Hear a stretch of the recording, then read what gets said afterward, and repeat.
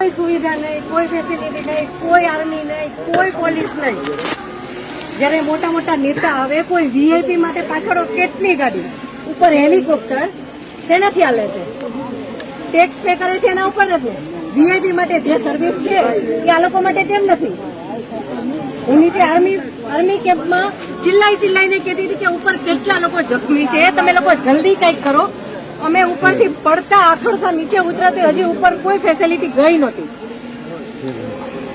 ઉપર આટલું બધું થઈ ગયું હતું, નીચે આર્મીને ખબર કેમ ન પડી કે ઉપર આ થઈ ગયું છે?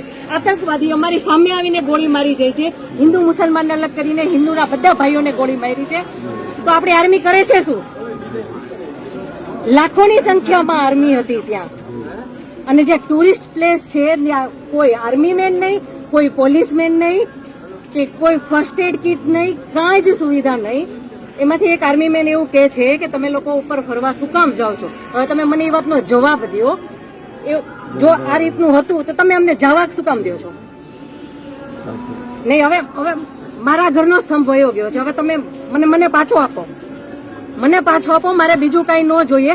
આજ પછી કોઈ દિવસ કોઈ વોટ જ નહીં કરતા. જો આપણી ગવર્મેન્ટને પોતાની જ સુવિધા રાખવી છે, તમારા પાછળ કેટલા વીઆઈપી હોય છે, કેટલી ગાડીઓ હોય છે, તમારો જીવ છે. આ ટેક્સ પે કરે છે એનો જીવ નથી. આ છોકરાઓનું શું? આનું ભવિષ્ય શું? આને ડોક્ટર બનાવી છે, આને એન્જિનિયર બનાવો છો, હું કઈ રીતે બનાવીશ? નહીં, મને ન્યાય જોઈએ. મારા છોકરાનું ફ્યુચર ખરાબ ન થવું જોઈએ. આટલા વર્ષની સર્વિસમાં એને ટેક્સ તમે કટ કરીને તમે સેલરી આપો છો ને, અને ઉપર જતા અમે કઈ પણ વસ્તુ ખરીદીએ છીએ, ક્યાંય જઈએ છીએ, ફરીથી ટેક્સ, ટોલ ટેક્સ, બધા ટેક્સ તમે અમારી પાસેથી લ્યો છો. તો મારા ઘરવાળાને જયારે જરૂર હતી ત્યારે કોઈ ફેસિલિટી નથી મળી. મને એનો ન્યાય જોઈએ. તમે લોકો અહીંયા જ રહ્યો, તમે કહો મને કે તમે શું કરશો એના માટે. આ એક નહીં, આના જેવા જેટલા ભાઈઓ બધા નિર્દોષ હતા, બધાને આવડા છોકરા હતા. નહીં, સરકાર ખાલી કહે છે કે અમે કરશું. આ બધું બની ગયું. આ બધાને હોસ્પિટલ ખબર નહીં શું ફેસિલિટી મળી ન મળી. બીજે દિવસે આટલો કરફ્યુ, આટલી રોડ બંધ, રોડ ઉપર 100-200 જ્યાં જોઈને ઢગલા. નહીં સર, નહીં, સાંભળો, તમારે સાંભળવું પડશે. જયારે બધું પતી જાય પછી આપણી ગવર્મેન્ટ આવીને ફોટા પાડે છે કે અમે આર્મી ઓફિસર અહીંયા હતા, પોલીસ અહીંયા હતા, નેતા આવ્યા છે. પછી શું કામનું?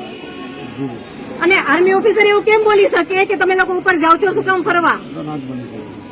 અને ત્યાં એક બોલ્યો તો બાકીના બધા સાંભળતા હતા, તો કોઈ કઈ ત્યારે કેમ ન બોલ્યું? અમે ત્યારે એમ બોલ્યા કે આર્મી મુર્દાબાદ, કે આર્મી હાય હાય, તો અમને પકડીને કેમ અંદર ફેંકી દે છે?